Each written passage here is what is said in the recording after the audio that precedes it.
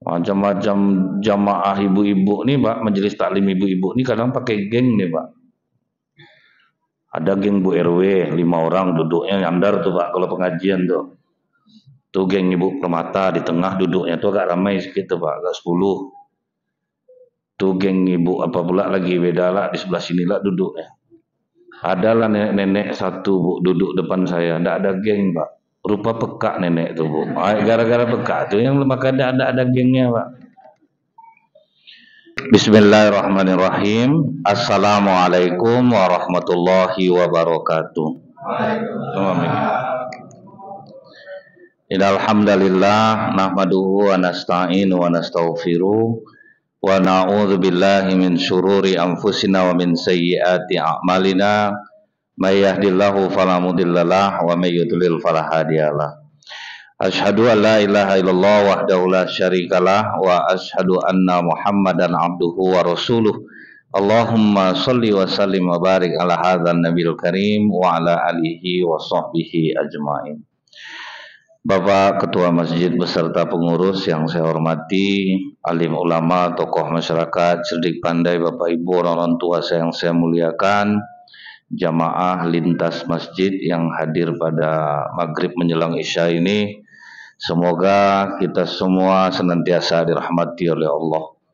Bersyukur kita kepada Allah dengan mengucapkan alhamdulillahirabbil alamin, bersolawat kita kepada Rasulullah sallallahu alaihi wasallam dengan ucapan Allahumma shalli ala Muhammad wa ala alihi washabbihi wasallim. Setelah terjadi pemboikotan selama 3 tahun oleh orang kafir Quraisy kepada keluarga besar Rasulullah, Pak. Waktu itu setelah lepas dari pemboikotan, Abu Thalib paman Rasulullah jatuh sakit. Jadi 3 tahun tidak boleh bergaul dengan Bani Hashim dan umat Islam. Mau yang Islam Bani Hashim, mau yang masih musyrik, pokoknya tidak boleh berhubungan dengan mereka. Tidak ada jual beli, makanya umat Islam kelaparan selama 3 tahun itu. Jadi jangan dikira kita kalau udah taat ibadah sudah itu tidak ada ujian lagi, tetap ada Pak. Bahkan mungkin lebih parah ujiannya, seperti saudara-saudara kita di Palestina, iman kuat, sholat rajin, jamaah setiap waktu, tetapi mereka mendapat ujian dari Allah. Cuman bedanya itu menjadi kenikmatan bagi mereka. Bukti kenikmatannya itu apa Bu? Seorang ibu-ibu yang mengucapkan terima kasih, ya Allah, Engkau telah menggerakkan syahidnya 2 anakku yang akan menjadi dinding bagiku nanti di akhirat, yang akan memberikan syafaat. Jadi nikmat bagi mereka di dalam ujian itu Pak. Karena ujian bagi orang mukmin itu akan menaikkan derajatnya di sisi Allah. Bapak Ibu udah rajin ibadah, rajin sholat, rajin sedekah, sakit banyak juga, tidak sembuh-sembuh, itu ujian dari Allah. Dan kadang jadi contoh bagi orang Pak. Saya ngambilnya begini. Ada bapak dulu umur 74 tahun. Tidak pernah tidak sholat berjamaah ke masjid. Ujiannya di masa tuanya di usia dia ke 74 tahun, kena stroke. Sementara dia selalu berdoa, ya Allah, jadikanlah hamba bisa mendirikan sholat secara sempurna sampai akhir hayat hamba. Ini stroke Pak, gimana? Ternyata terbukti Bu, walaupun dia berdiri sebelah kaki, tidak pernah sholat duduk selama di masjid. Dan jadi contoh asbab hidayah bagi orang nengok, malu kita nak ke masjid. Atuh itu stroke ke masjid dia. Jadi asbab hidayah bagi orangnya dia Pak. Sakit pun dia ke masjid. Jadi bisa jadi ujian bagi kita, bisa mendatangkan hidayah bagi orang lain. Makanya tidak ada alasan bagi kita untuk mengeluh. Nah setelah terlepas itu Bapak Ibu, jatuh sakit Abu Thalib. Dan kita semua tahu Abu Thalib ini bukanlah seorang muslim. Waktu dia sakratul maut itu Apa kata Rasulullah? Ayyu'am, wahai paman, kul la ilaha illallah. Ucapkanlah la ilaha illallah. Kau ucapkan kalimat itu paman, itu menjadi alasan bagiku untuk memohonkan ampun kepadamu, untukmu kepada Allah. Datang Abu Jahal sama Abu Umayyah, jangan kau ucapkan kalimat itu Abu Thalib. Lebih tua agama kita daripada agama Muhammad nih, gengsi lah kita. Gara-gara gengsi itulah Abu Thalib menggelengkan kepalanya kepada Rasulullah dan meninggallah dalam keadaan musyrik. Sementara jasa banyak terhadap Islam. Rela lapar 3 tahun bersama Rasulullah. Sayang kepada Rasulullah sampai Rasulullah menikah. Jasa banyak tapi meninggal dalam keadaan musyrik. Dari sinilah kita tahu Bu ya, bahwa benar kata Rasulullah itu, agamamu mengikuti agama kawanmu. Jadi telitilah siapa yang engkau jadikan kawan. Orang bilang kita tidak boleh pilih-pilih berteman. Islam menyuruh memilih Pak. Apa kata Ali bin Abi Thalib? Pilihlah kawan yang apabila kau dekat dengannya bertambah imanmu kepada Allah. Ini kawan-kawan yang menegangkan saraf otak, dia cerita barang antik aja kerja, dia aja jelas juga barangnya Pak. Duduk kedai kopi makin tegang saraf dibuatnya. Ini ada orang cari ya, piring gambar ikan, tapi ikan tidak boleh putus. Kalau ada 10 juta dia ambil orang satu. Tapi tidak pernah ada deal-deal yang tuh letih tiap hari Pak. Kadang saya dengar cerita itu bagus sih makan ubi nyata daripada makan roti mimpi Pak. Sibuk duduk-duduk macam itu. Tapi itu hobi. Nah, terlepas dari itulah ya Pak. Kadang kawan yang menegang-negangkan saraf nih Pak, tidak bisa kita tenang dibuatnya sholat. Rasulullah waktu kecilnya dia menggembala kambing. Waktu beliau mengembala kambing, datanglah kawan-kawannya. Muhammad, sesekali turunlah kau ke Mekah, acara musik mantap-mantap, penyanyi seksi-seksi, nontonlah biar aku jaga kambing kau. Apakah Rasulullah tergoda? Iya. Tunggu kambing aku ya, biar aku nonton. Tetapi Allah halangi Rasulullah dengan rasa kantuk yang teramat sangat. Belum sampai ke lokasi ngantuk. Jadi ngantuk itu rahmat dan kasih sayang Allah. Makanya saya tidak pernah komplain Pak ketika ceramah ada yang tidur. Tidak komplain saya, itulah rahmat dan kasih sayang Allah. Orang di rumah udah pakai AC, tempat tidur enak Pak. Tidak bisa tidur mata. Ini sedang duduk bisa tidur mata Pak. Gimana kita mau komplain? Jadi kalau Bapak Ibu susah-susah tidur, rajinlah datang ke pengajian. Mudah tertidur, itulah nikmat tuh Pak.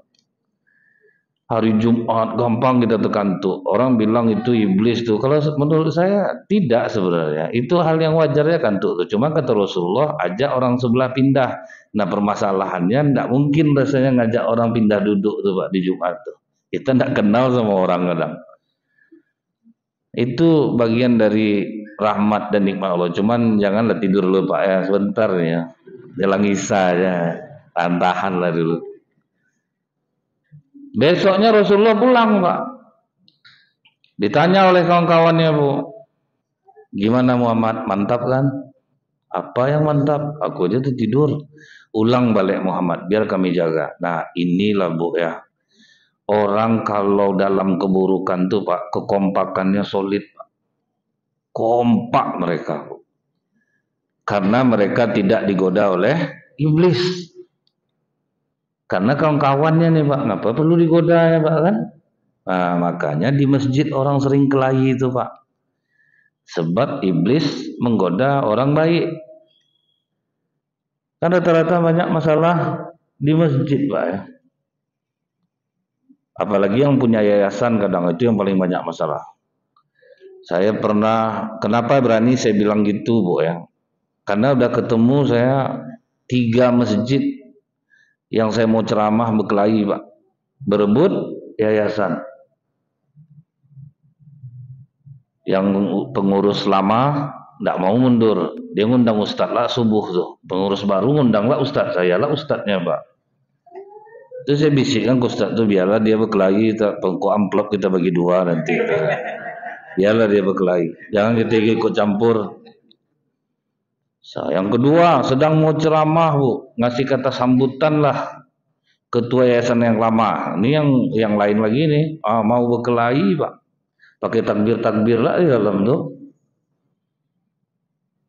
Jadi memang saya tidak heran karena iblis pasti mengganggu orang baik dan tidak mengganggu orang buruk, karena itu kawan-kawan dia. Nah, makanya tidak tergoda pak. Macam-macam jamaah ibu-ibu nih pak, majelis taklim ibu-ibu nih kadang pakai geng nih pak. Ada geng Bu RW 5 orang duduknya nyandar tuh pak kalau pengajian tuh. Tuh geng Ibu Permata di tengah duduknya tuh agak ramai sedikit tuh pak, agak 10. Tuh geng Ibu apa pula lagi beda lah di sebelah sini lah duduknya. Adalah nenek satu bu duduk depan saya, ndak ada geng pak. Rupa peka nenek tuh bu. Gara-gara peka tuh yang maka ada gengnya pak. Inilah pesan Imam Al-Ghazali rahimahullah, kalau usia sudah masuk 40 kurang-kurangilah bergaul. Nah, itu maksudnya itu pak.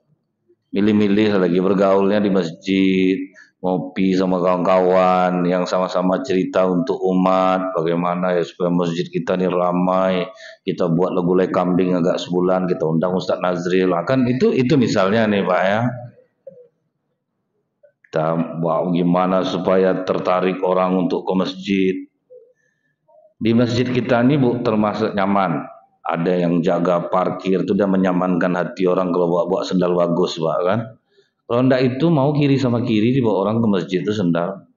Sampai panik orang maling dibuatnya kok kiri aja sendal orang sini. Saking takutnya orang barangnya hilang. Kita dijaga. Aman bu. Sejahtera kita rasa. Itu amalan pengurus masjid ini besar pak. Membuat orang duduk menunggu sholat isya dapat pahala ribat. Nilainya sama dengan menjaga perbatasan negeri dari serangan musuh, dapat pula pahala majelis ilmu. Duduk di majelis ilmu ini Bapak Ibu, tidak perlu ikhlas, duduk aja lah, dapat berkahnya Pak. Tidak penting masalah ikhlas tidak ikhlas. Sudah tuh makin sakit hati kita dengar kata-kata Ustadz tuh makin besar pahala kita Pak. Karena apa? Rela duduk hati hancur dia tersinggung. Tidak mungkin ngaji ini tidak ada orang tersinggung Pak. Pasti tersinggung. Itu makin besar pahalanya tuh. Makin sakit hati dia, kurang ajar Ustaz dari tadi aku ditembaknya terus sama misalnya gitu. Itu makin besar tuh Pak. Karena dia makin sakit hatinya. Akhirnya apa Pak? Rasulullah memutuskan untuk berhenti menjadi pengembala kambing. Nah, itulah Rasulullah berhenti itu. Jadi kalau di tempat pekerjaan kita membuat kita jauh dari Allah, berhenti jauh lebih baik. Karena kalau udah di bawah sistem, tidak ada lagi Pak. Tidak mungkin kita nantang matahari. Mental tidak kuat, kehilangan duniawi. Jadi kalau misalnya macam orang-orang macam kami ini Pak, masuk ke sebuah sistem, kacau rata-rata Pak. Karena dia harus nurut kepada atasannya.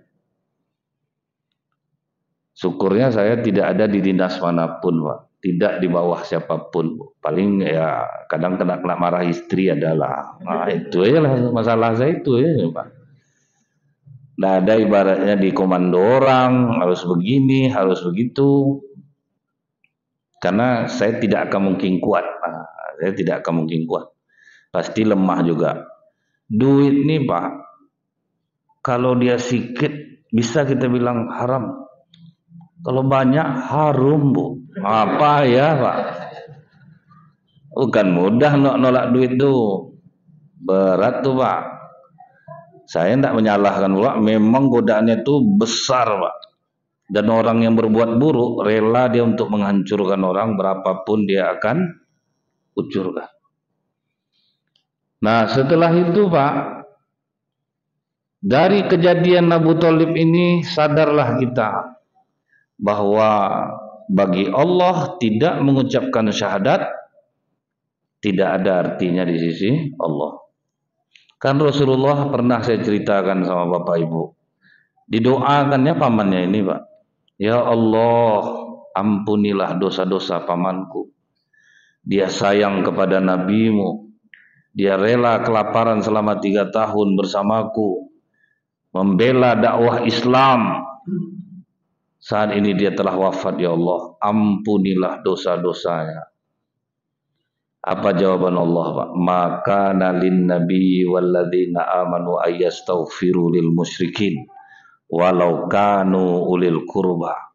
Tidak pantas bagi seorang nabi, atau Taubah 113, tidak pantas bagi seorang nabi dan orang-orang beriman memohonkan ampun untuk orang musyrik sekalipun keluarganya sendiri. Ada cerita.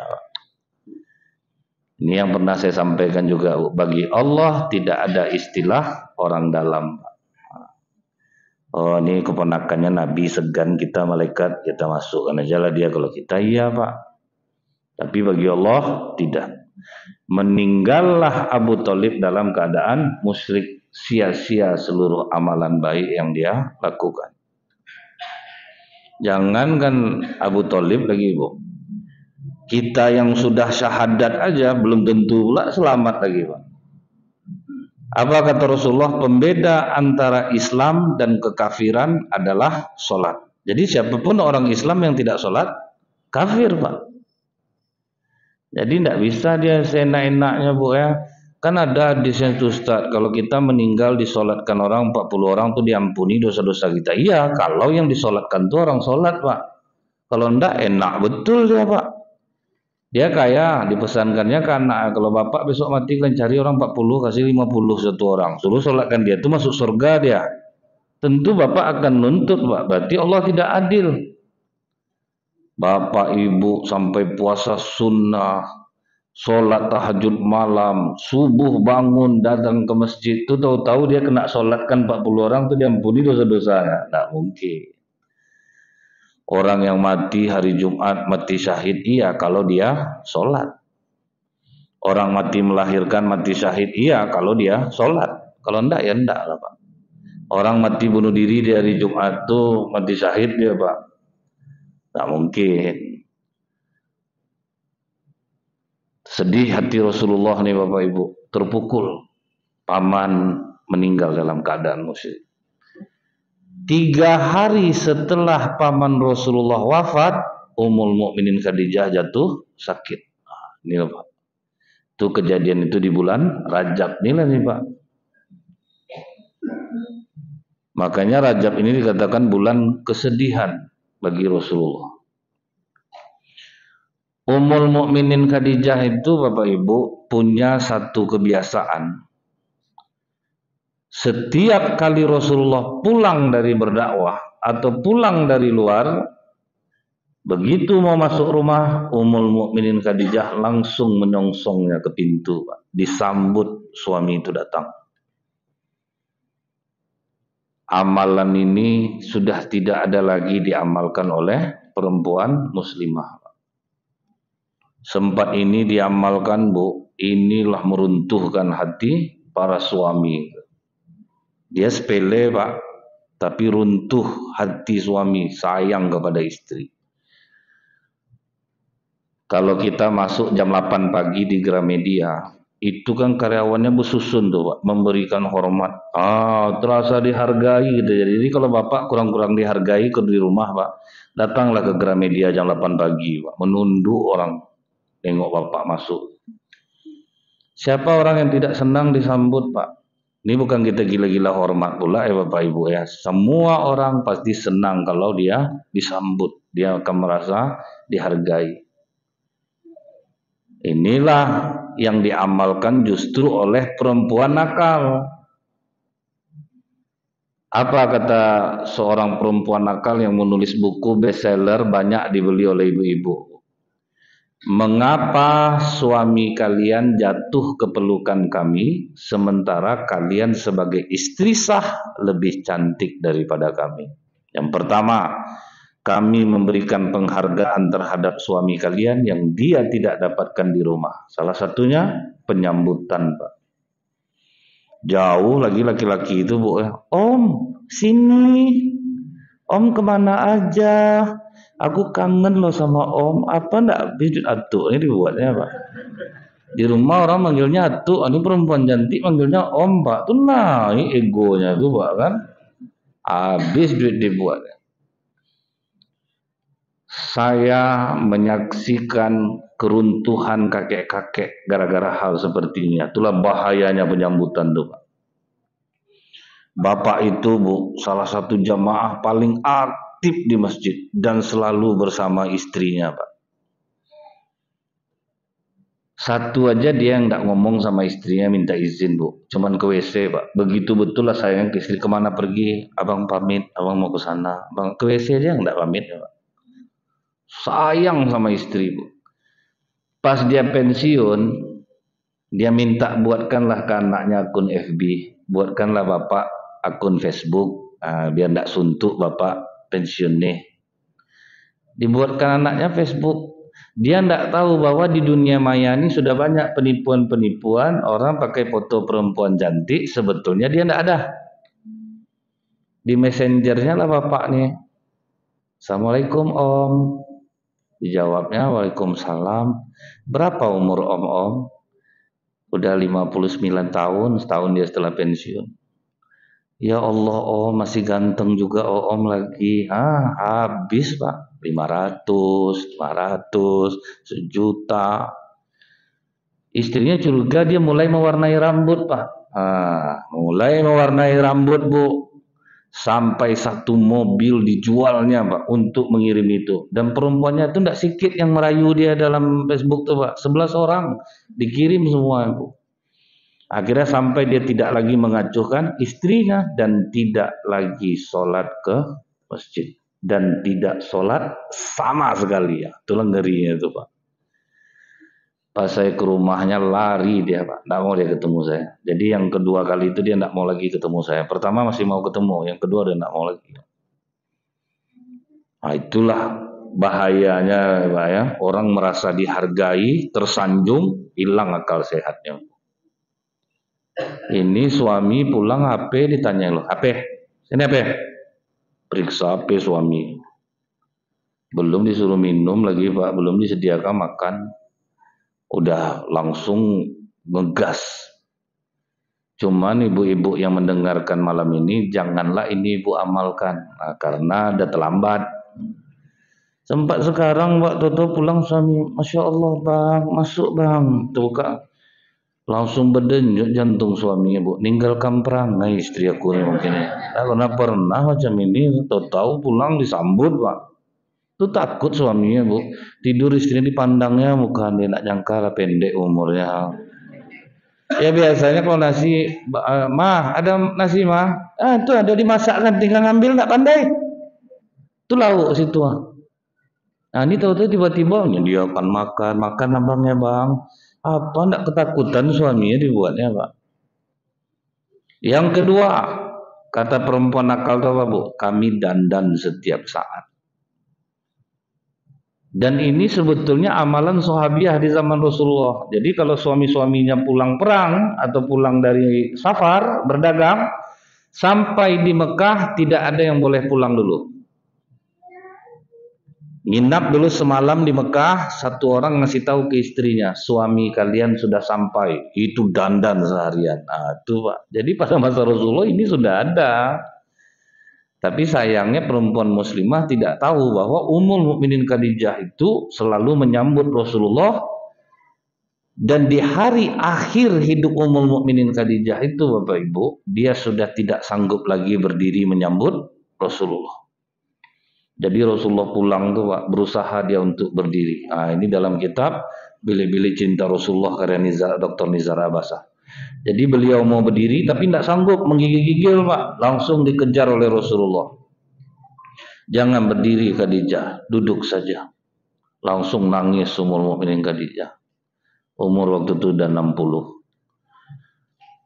Fatimah masih kecil dan menyusu, tapi air susu Ummul Mukminin Khadijah sudah darah yang keluar. Nah, jadi memang habislah harta, habis selama 3 tahun tuh, badan tidak sehat.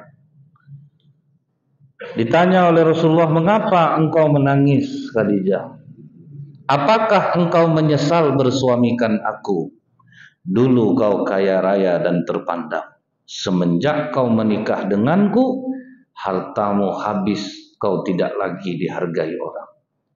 Kata Ummul Mukminin Khadijah, tidak ya Rasulullah.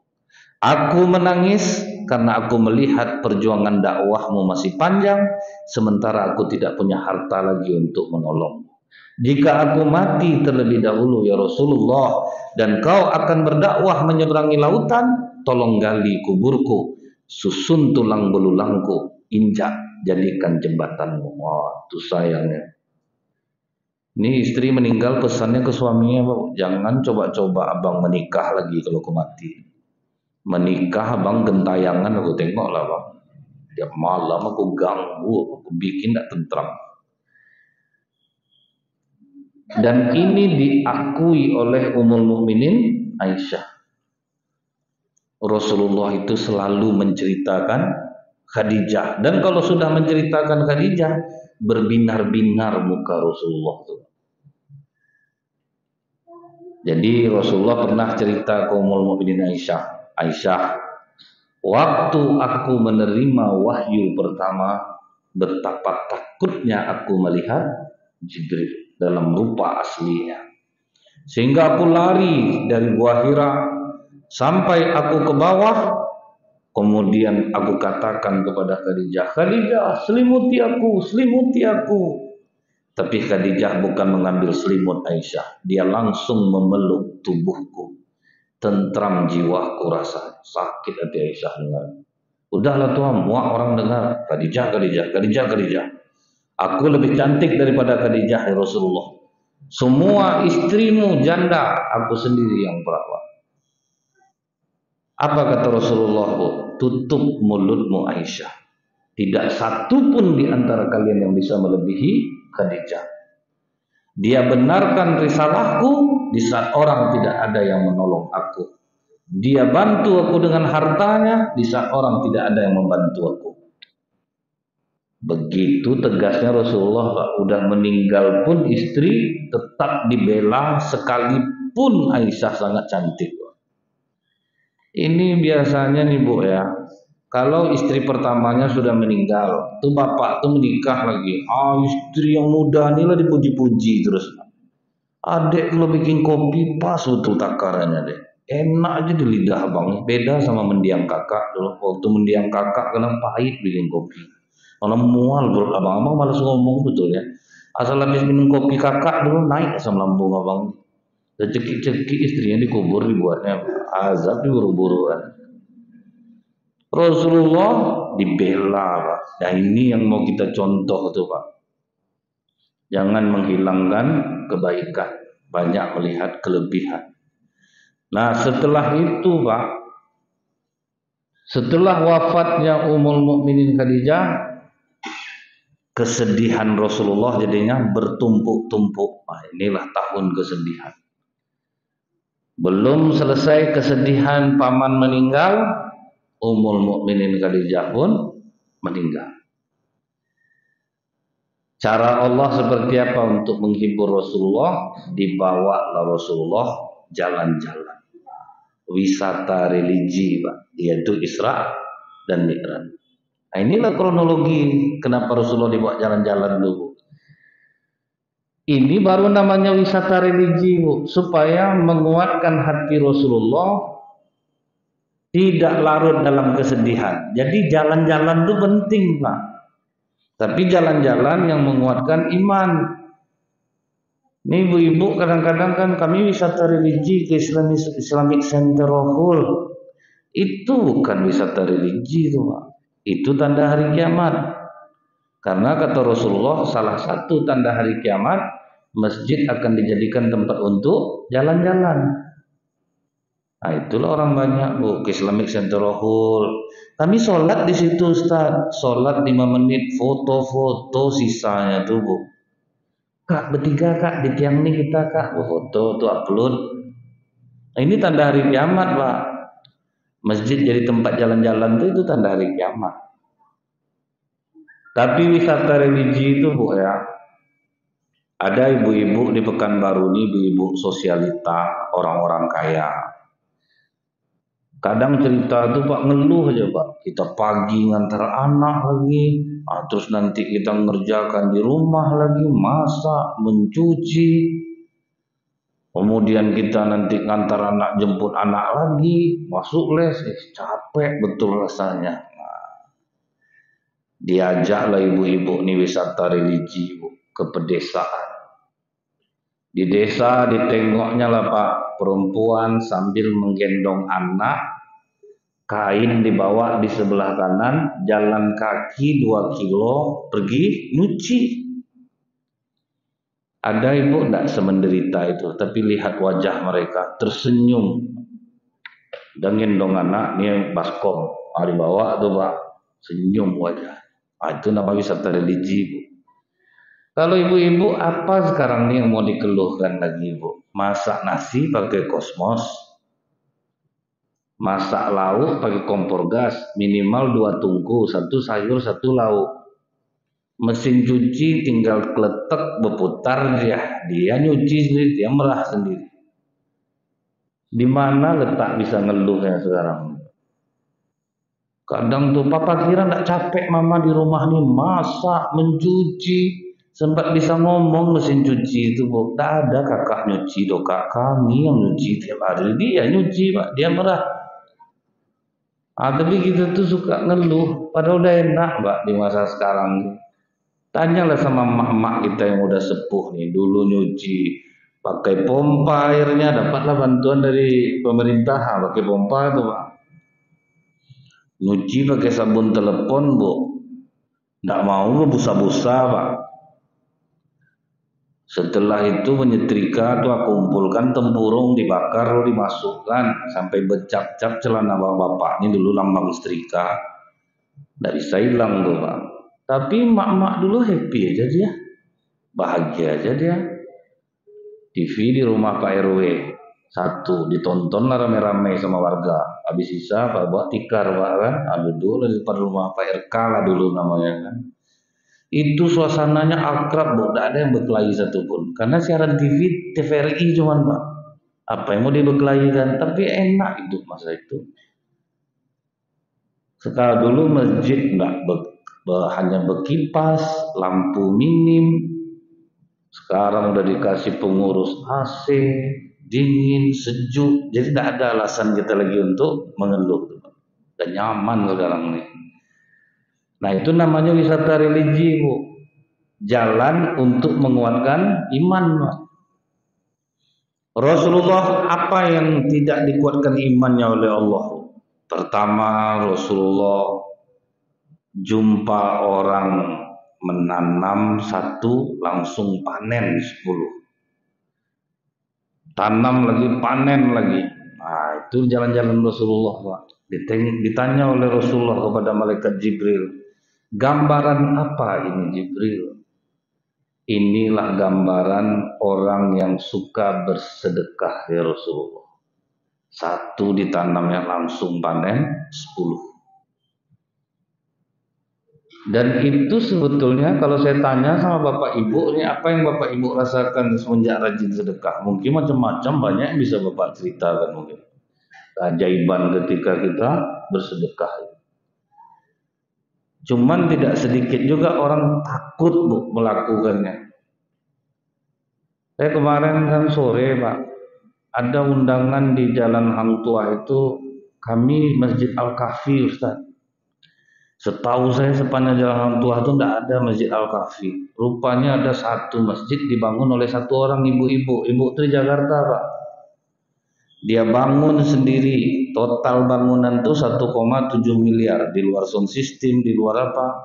Kenapa berani dia sendirian? Karena saya yakin dia sudah merasakan keajaibannya. Tidak minta di jalan.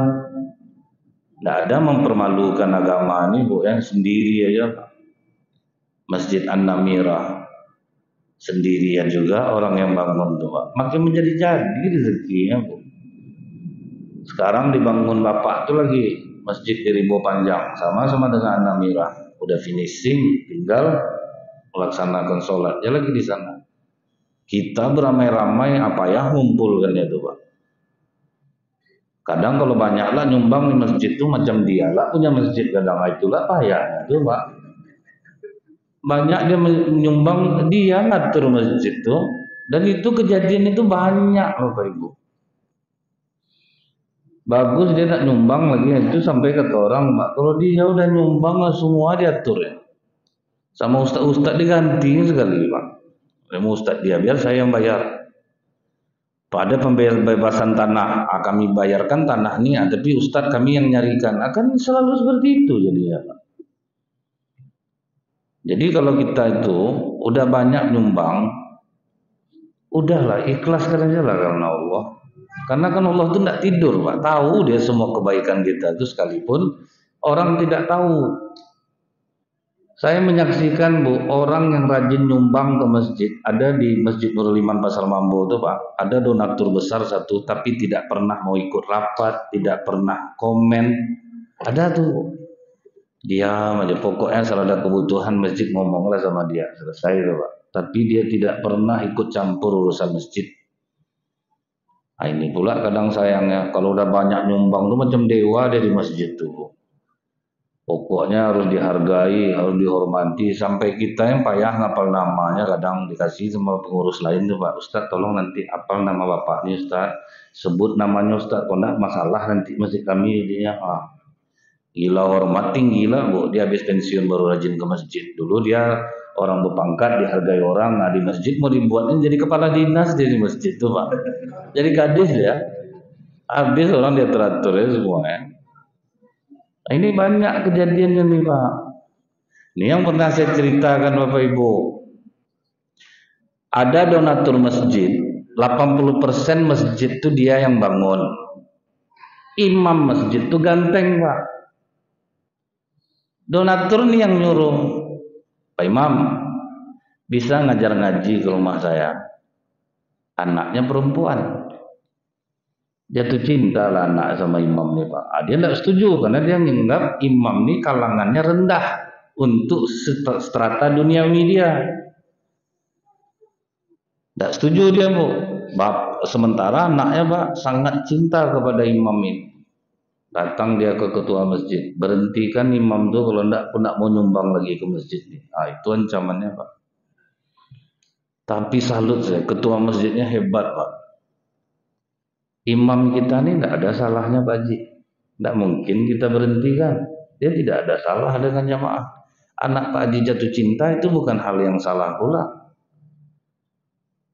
Jadi kami tidak bisa memberhentikan imam kami. Pak Haji tidak nyumbang sini lagi, sedih kami Pak Haji. Tapi mungkin inilah yang harus kami putuskan. Kami tidak akan memberhentikan imam kami. Itu mantap Pak pengurus. Sempat pengurus yang penjilatnya, aman tuh Pak Haji, aman. Tenanglah Pak Haji itu. Awak Pak Haji ini sama tahu lah Pak Haji. Kita udah dekat Pak Haji, macam tai ayam di atas pasir kita Pak Haji. Diangkat taiknya ikut pasirnya. Saya taiknya, Pak Haji pasirnya, macam itu betul menjilat tuh. Tapi ini enggak Pak, enggak mau dia. Orang kan banyak menganggap Bu, kalau diukur-ukur duniawi, orang-orang yang di membidangi agama ini kan rendah bagi mereka Pak. Ada ibu-ibu ceritanya ke saya sampai mencong-mencong mulutnya, menantu saya, anak saya yang pertama tuh Ustaz kuliahnya di Virginia Commonwealth University di Amerika Serikat. Menantu saya yang kedua di Perth, Australia. Menantu saya yang ketiga Belanda. Anak bungsu saya Ustaz, Ustaz pula dia maunya. Padahal berapalah penghasilan Ustaz? Padahal dia ngomong sama saya Bu, agak terdiam saya. Rendah betul rupanya orang memandang Ustaz. Kalau secara strata dunia. Akhirnya Bu, bapak tuh pindah masjid dia Pak. Awalnya pindah masjid dulu dia donatur nih. Setelah itu dia bangun masjid sendiri tidak jauh dari masjid itu Pak. Itu keras hatinya Pak. Bagus masjid dibuatnya. Siapapun yang jadi imam pasti terganggu Pak. Waktu saya ceramah di masjid itu, disuruh orang saya jadi imam. Saya baca sabihis, imam sebelah baca wasamsi. Bertukarlah ayat kami ini Pak. Sama-sama terdiam. Tazakkaha, tazakkaha. Bertukar tuh Pak. Sama-sama terdiam lah kami berdua. Ganti ayat. Selesai saya sholat, saya kasih tahu lah sama Pak Ketua Masjid nih. Kalau azan dan iqamah, oke lah kita hidupkan mic yang di luar toanya. Tapi kalau udah sholat tuh pakai mic dalam aja lah. Terganggu saya terjadi imam. Lumayan tuh Ustaz. Subuh jadi tuh Ustaz dah. Imam sebelah bilang Allahu Akbar, ruku masjid kita. Itu Pak. Ruku Pak. Saya kira itu terjadi di situ aja Bu. Rupanya siapa yang dekat-dekat An-Nur masjidnya banyak yang mengalami hal seperti ini. Masjid Agung An-Nur mic-nya toa keluar. Di bawah Masjid Agung An-Nur Masjid Gunung Merah. Di sebelah Gunung Merah satu gang Nurul Hidayah Pak. Sebelah Nurul Hidayah Darul Amal. Sebelah Darul Amal Nurul Falah. Itu sejajar Pak, beda gang aja. Karena memang orang berlomba-lomba untuk membangun masjid pertanda hari kiamat. Memang tidak bisa itu dipungkiri. Itulah menandakan Rasulullah itu benar Pak. Akhirnya tuh Ibu, mereka pun merasakan hal yang sama. Kadang jadi imam itu Ustaz bertukar irama dengan imam sebelah. Irama yang bertukar, rakaat pertama beda irama, rakaat kedua beda iramanya. Sampai khatib pun Bu macam berkelahi Jumat tuh Pak. Yang di An-Nur, laki-laki sunnah muakkad sholat berjamaah ke masjid, datang Gunung Merah, bohong. Tidak pernah Rasulullah, dia dua-duanya beda Pak. Saya tahu dia tukang parkir yang ngomong. Berkelahi khatib nampak ini karena dia mic-nya keluar semuanya. Jadi ini wisata religi Rasulullah salah satunya yang dilihat dan ditanya oleh Rasulullah. Orang yang gemar bersedekah ikhlas karena Allah, maka Allah akan menggantinya walaupun manusia tidak mengetahuinya. Subhanakallahumma bihamdika asyhadu an la ilaha illa anta astaghfiruka wa atubu ilaik. Assalamualaikum warahmatullahi wabarakatuh.